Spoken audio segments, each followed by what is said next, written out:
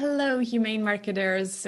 Sarah Znekrocha here. Welcome to another episode of the Humane Marketing Podcast, a place to be for the generation of marketers who cares.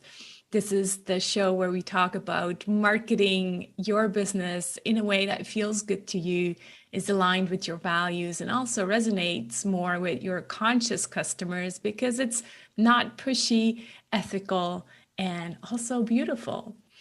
So if you're a regular here, you know that I'm organizing the conversations around the 7 Ps of humane marketing. And if you're new here and this is your first time, welcome. I'm so excited you're here. You may want to download your one-page marketing plan with the 7 Ps of humane marketing in the form of a mandala at humane.marketing/one page, the number one and page. So again, humane.marketing/one page. And with that, with no further ado, let's dive into today's conversation. Hi, Rachel. It's good to have you back, returning guest to the Humane Marketing Podcast. Welcome. Thank you. Thank you. I'm so excited to be back. I always love repeat podcasts in general, but especially talking with you. Yeah, thank you. Yeah, it's really good when you get to know one another, right? Like kind of on a deeper level. I think the conversations are different. Yeah. Yeah, everybody gets to like drop their marketing face and just have a human to human conversation. Exactly. Yeah. So we decided to do another collab workshop. You've been in the community before, and I'm excited to have you back. And this time we're going to talk about the science of buying, right? So from the buyer's perspective, more so from the seller's perspective, but understanding what's going on in the buyer's head so that we can then, cater to that and not in a manipulative way, of course, but just like in an empathy kind of way. It's like, oh, okay, I know what's going on in their heads so that I can write the sales page, the emails. So that's kind of like what we're going to be talking about. So you have looked at this more deeply and also kind of like the neuroscience and psychology behind this idea of, well, what's going on in the buyer's head. Mhm. Obviously, there's all these tactics out there that are based on neuroscience. I'm pretty sure that's not what you're gonna tell us to do. But yeah, I would love to hear your thoughts on all of that. Yeah, well, you're correct. I don't have 7 steps to, manipulate people using their brains because I think that's based on such a false understanding of how humans actually work. And this may sound like a slight digression, but just to give you the understanding of where I'm coming from psychologically with this, a lot of those tactics are based on a school of psychology and understanding of the human mind called behaviorism. So if you ever thought about like B.F. Skinner and Pavlov, that's behaviorism, right? It's like, oh, we push the button and that makes the thing happen, and then we get the outcome. That works on a small scale with humans in limited conditional circumstances. But what the opposing school of that, which is called humanism, has found is that humans are driven by their will. We each have our free will, we decide things, and that's how we create things. And we bring a lot of chaos actually to the sales process because we're human. And you can never just set up the internet ATM where it's like, well, I put in input A and I get out output B because there's a human involved and you never know what's going to happen. Yeah, I like that. Is it actually called humanism? That's a term for it. Yeah. That makes so much sense. Yeah. So yeah, what are some of these strategies or things that you have learned and that you feel like, that feels good rather than, yeah, we're just abusing neuroscience and using it in our favor. I'd love Right. to Yeah. hear. I've never been a fan of lab rat tactics, well, it's, oh, let's like poke them and see what happens. That just doesn't feel good to me. And it's also not really effective. So, the main things that I remind people when I'm teaching this are that you don't have to be a mind reader to understand what someone's going through in a sales process because you're a person too. We all kind of go through the same phases, which is I have a problem. Maybe I realize that. Maybe I don't realize it. Maybe I don't even know what the problem is, but I'm like, like just I'm in discomfort or like something's not working. I need to get somewhere else than where I am now. Then we tend to go through a period of exploration, right? What do I actually want? Do I know? I don't know. Maybe I could find out. I'll try this thing. I'll try that thing. And then finally we find something where we're like, okay, I'm pretty sure that's going to be the thing, or it's at least worth a try. Oh, should I do it? And then we go through this period of having to convince ourselves. Mhm. And that's where the opportunity is with sales pages and less so nurture campaigns. Those come a little bit before. But people usually focus on that, like, oh, do I buy it or do I not area when they come to sales pages. And the whole conversation is a huge part of it. Mm. I like that. The conversation is a huge part of it. So essentially, what you're saying is like the sales page should feel like a conversation addressing these thoughts that go through the buyer's head, right? Yeah, that's good. So you talk about this magic equation for sales. Maybe I know we're going to go more deeply into it in the workshop, but maybe you can just kind of give us a sneak preview of what that is. What's the magic equation for sales? Oh, I was so excited when I finally was able to articulate this. So, for a sale to happen, you have to get the right thing in front of the right person at the right time and in the right way. And if Mm, any one of those factors is off, the sale doesn't happen. mm. I And, just saw your and LinkedIn post on that, and I was like, yes, that's it. exactly. Yeah, go And that's ahead. why, well, that's why people get so, I think they take so much responsibility on themselves with sales, and they try to control these factors that they really can't control because, like, you can't control when someone's going to encounter your thing. You can't control the way in which they encounter it. You can make the best thing you can, and you can understand whoever your ideal person is. Like, you've got the most control over those two factors, but you have no control over the other two. And so people get so like wrapped up in this idea of, oh, I'm bad at marketing or oh, I'm bad at sales because I can't control the flow of time. And when you say it like that, it's like, well, of course that's a bit silly. But Mm, so much marketing advice is predicated on like, well, no, you should just like control these things. How? How are you supposed to do that? yeah. Yeah, it's so good. And it reminds me of something I talk about in the Selling Like We're Human book. I think I make the point of the idea that more sales calls does not equal more sales Yep. necessarily, because if your like intake form, for example, is not clear or your marketing is not good, then you can talk to tons of people, but if they're not at the right point in time, like the point you're making, well, then you're basically just I guess you're telling yourself, I'm busy, I'm selling, but then you're going to be disappointed because you're not making the sales because people are just not at that readiness point to actually buy. Um, I feel there's a lot of pressure to, do all these sales calls and then obviously they become pushy because you feel like, oh my God, I'm so exhausted after 10 sales calls and nobody buys. And then you try to, get more and more pushy. But yeah, it's the opposite of humane selling for sure. Well, Yeah. for both people in Mm. that equation, right? That's not humane to you as the person who's No. doing selling either. Yeah. And like, I really love this metaphor of the conversation because if there's a conversation where one person is just monologuing at you, like, what do you naturally physically do? You know, when that guy in the bar comes up to you, you're like, you move away.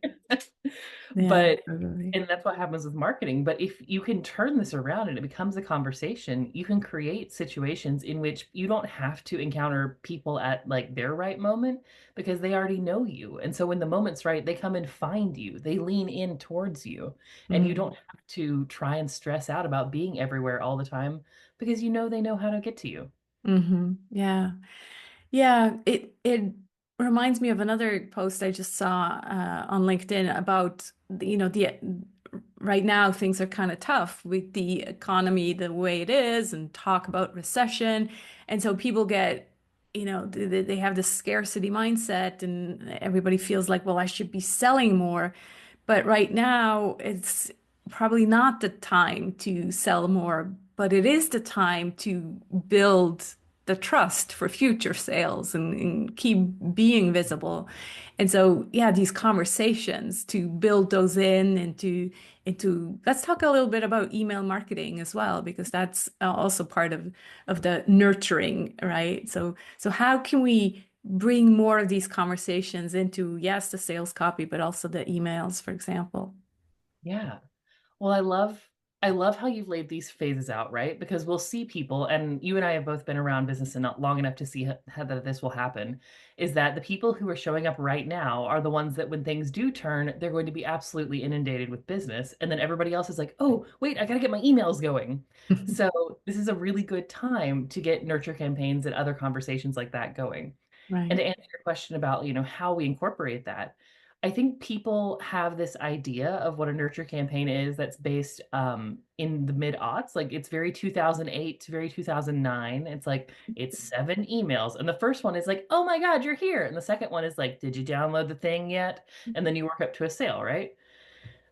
It's so boring. I hate it so much. I'm seeing 1,000 of them. They all are like AI generated now. Mm. So I invite people to reframe what a nurture campaign is just it's creating instances for someone to know you over and over again. It's kind of like making it to where you run into each other at the coffee shop every morning and then you're like, "Oh, yeah, I know her." So it can be whatever you want it to be. So for instance, in my other business that I do with Solve Pets, Triple Diamond, we actually have a repulsion campaign, an anti-nurture campaign where we write 5 emails to our unideal clients. And it's funny, and there's a haiku, and we're like, absolutely not. We even have a song in it. And that's showing who we are. Instead of being like, we're Triple Diamond and here are our values, it's like, hey, we wrote a funny haiku about how much we hate Elon. You want to join us? That shows you who we are. Mhm. Yeah, I talk about the worldview all the time. Like, show your Yeah, worldview, show what you stand for, and that's a great example. People want to stay away from politics, but frankly, right now, like, please, it's no longer the time for business as usual. So, yeah, address politics because clearly, you're yeah, you're gonna resonate with the people who stand for the same things, right? So yeah. yeah, we just actually had the last workshop was about email marketing and yeah, she basically said the same thing. Like or we had this discussion also like what's with the term nurturing anyway? Like people actually said, well, I don't feel nurtured or this is not what nurturing is, right? So yeah, just kind of understanding that people don't sign up to an email list to feel like to get nurtured. We usually sure like seek for nurturing someone somewhere else. But it's just good to yeah, think about well, how do people feel when they sign up to something? And how would you feel when you sign up to an email list as well and just apply the same thing? And how do you want them to feel? Like we with our particular Mhm. campaign, we want them to feel amused and seen and like somebody Mm, is like taking a stand. With yeah. other nurture campaigns, you might want someone to feel educated. That's another really popular one. You need to like bring them through a journey of learning something. So it doesn't have to be this like extremely transparent build up to a sale of like, okay, I'm going to give you 3 little like gifts and then you're going to want to work with me. Yeah. Like, no, it's thinking about like what kind of relationship do you want? What kind of party are we throwing here? How do you want them to feel? Yeah. And all of that is part of the trust building, right? Yeah. That's Hmm. what we're doing. Another thing you talk about is data and demographics and why psychology or what are they called psychographics are much more important than just yeah the demographics of your ideal client. So talk to Yeah. us a little bit about that. Oh, this is one of my favorite soapboxes. So when people started teaching the concept of a client avatar, they took that from traditional mass marketing and then took like 2 little tiny facets of it and taught those and ignored the rest of it. So people think that what you need to learn about them is like, okay, well, your audience is women and they're between the ages of 35 and 50. They are married and college educated and they like cats. That's not an avatar, that's an imaginary friend. And that doesn't tell you anything about the person. So those are their demographics. Their psychographics are how they feel about things and why they feel that way. Because you can take people who have extremely similar demographic profiles who have completely different psychographics. And if you try to market to them in the same way, they're probably both going to be turned off because you're just not going to really speak to what either one of them cares about. Yeah. Yeah, it's such a huge difference. And then in my marketing like we're human program, people are always surprised when I come back with, the P of people, where we go into the ideal client. A lot of them say, "Oh, I've already worked on that." And I'm like, "Yeah, but you haven't worked on it like this." Yeah. Because yeah, we have this, and that's why people are also kind of scared of defining their niche, because they Mhm. feel like, oh, I have to just kind of like have a niche, and usually it's demographic based. It's like I have to only work with women between this and this age. No, you don't. The minute you bring in your worldview or the psychology of your ideal client, then it opens up. It's like it's based on resonance, because if you put out your worldview into your marketing, then it will only resonate with this ideal client. Doesn't matter what gender they are, what age, what race, doesn't none of that matters, right?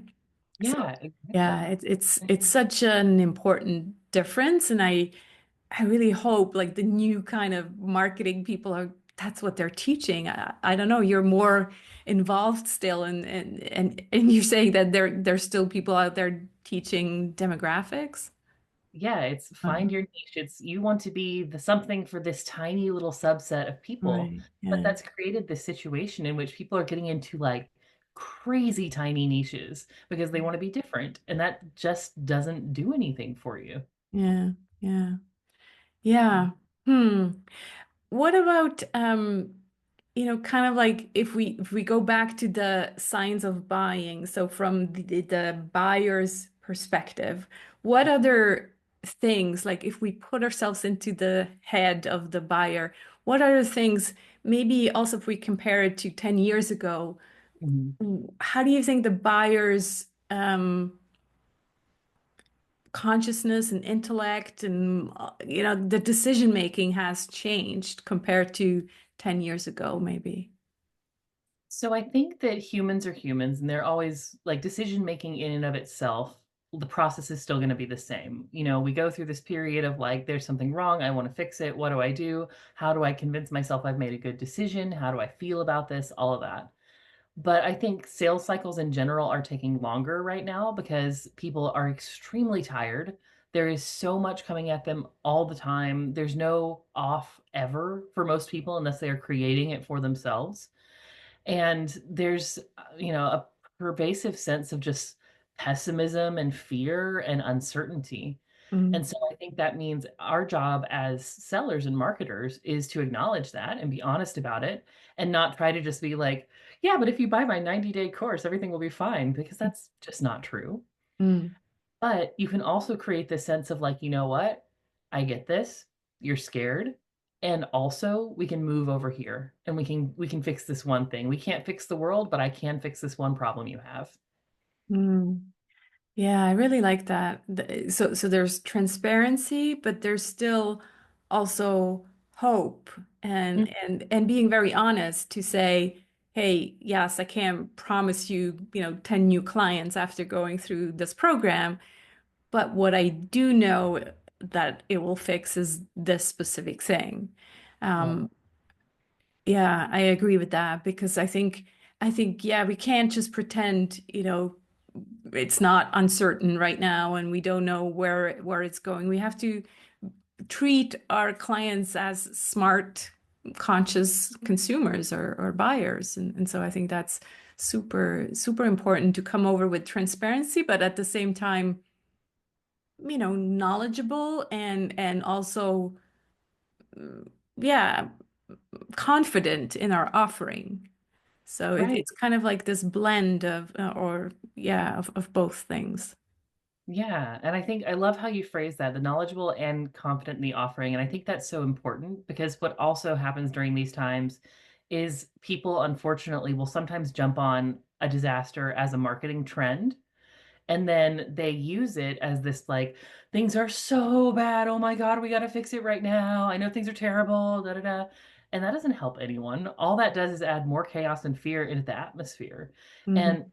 it's manipulative and gross, to try and profit off of the general fear that is going around right now. It doesn't last. And you get a lot of churn that way, but you do not get long-term sales.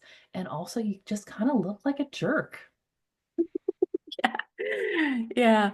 And I like the last thing you just said is like it will give you, you will sell fast.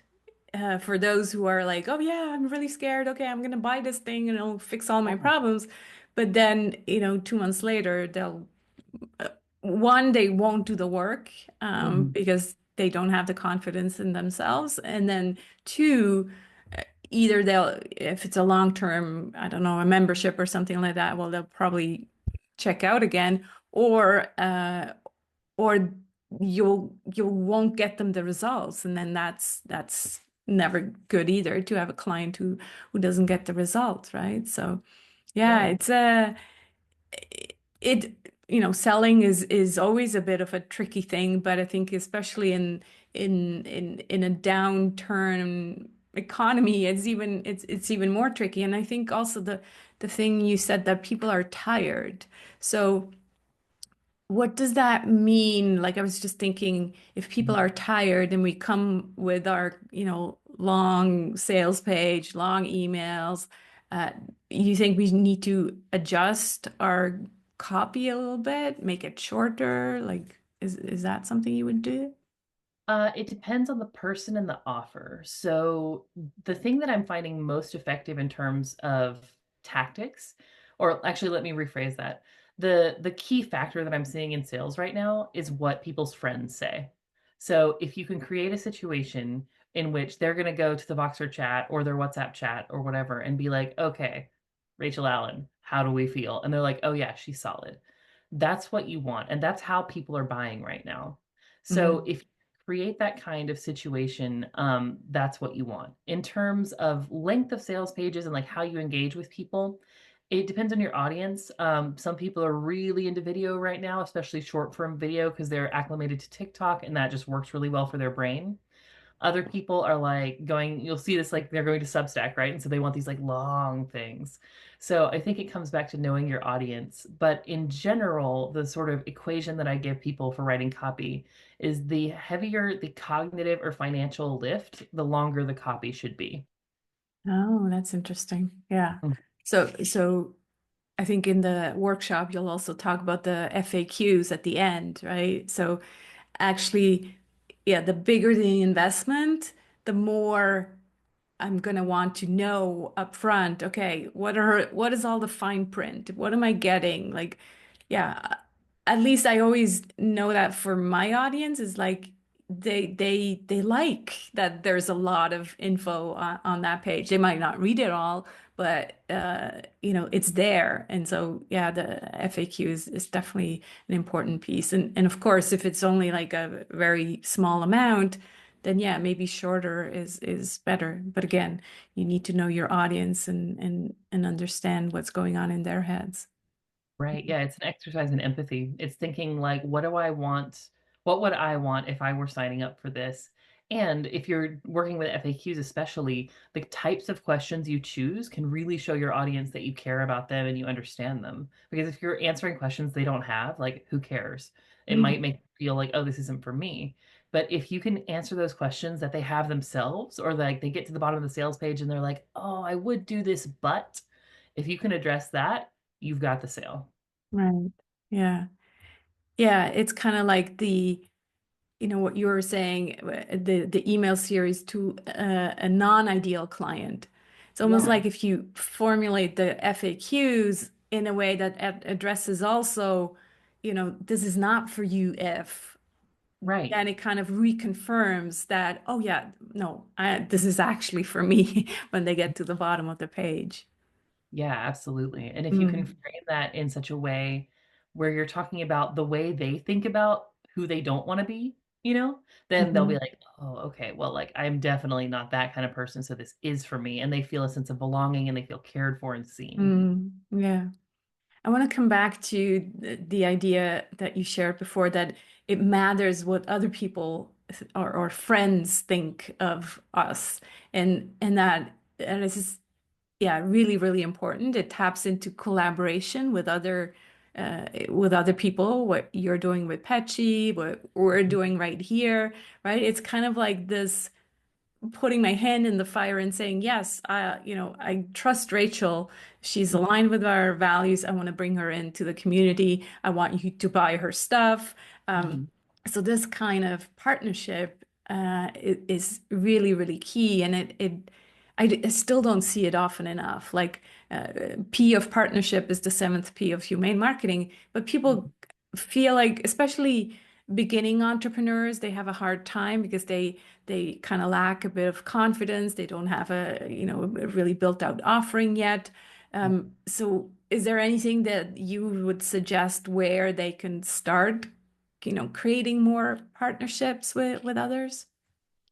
I think it's just being as generous as you can, while still, of course, taking care of yourself.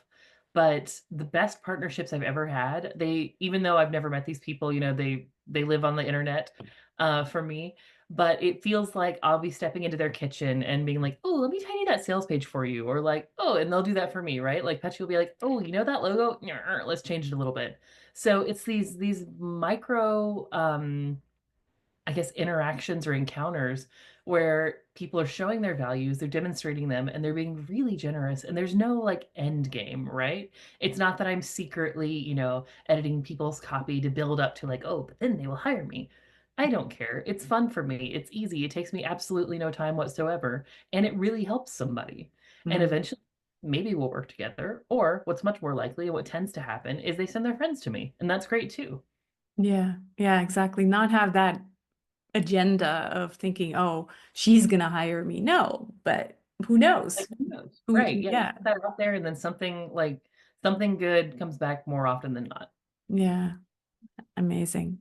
Yeah. Great. Well, yeah, like I said, I look forward to having you back in the community for this workshop. Do you want to give us a little sneak preview of what we're going to build on this content, of course, but anything you'd like to share, what we're going to be talking about during that workshop?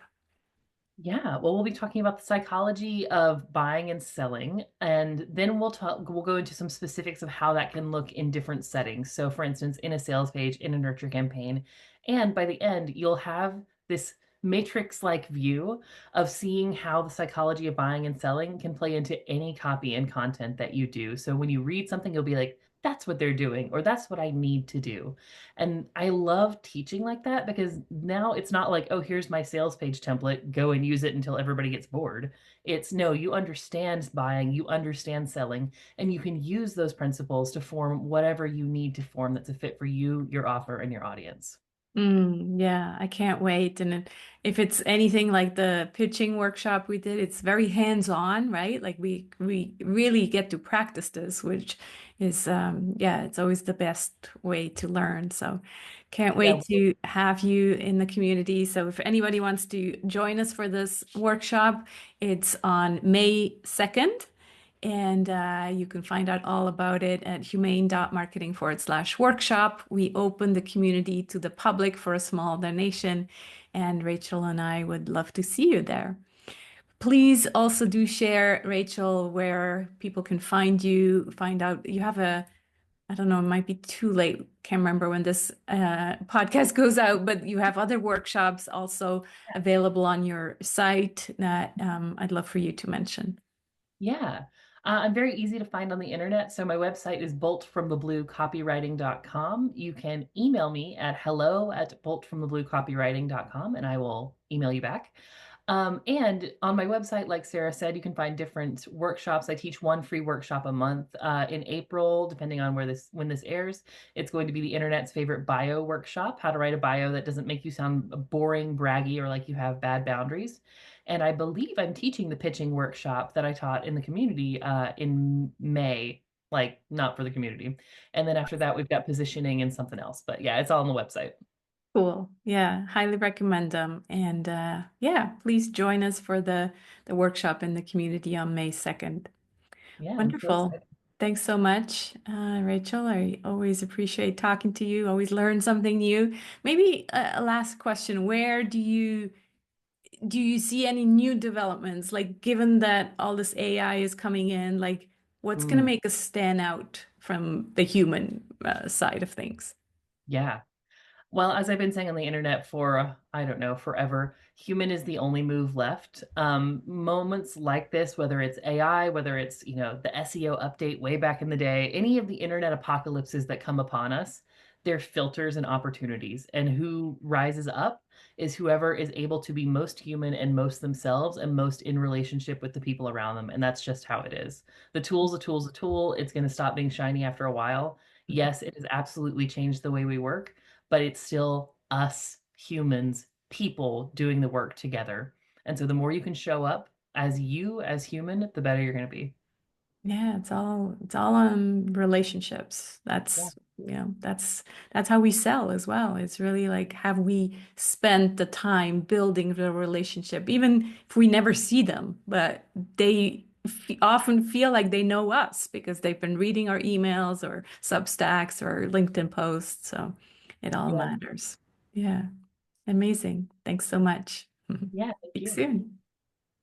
Thanks so much for watching and being part of a generation of marketers who cares for yourself, for your clients, and for the planet. We really are change makers before we are marketers.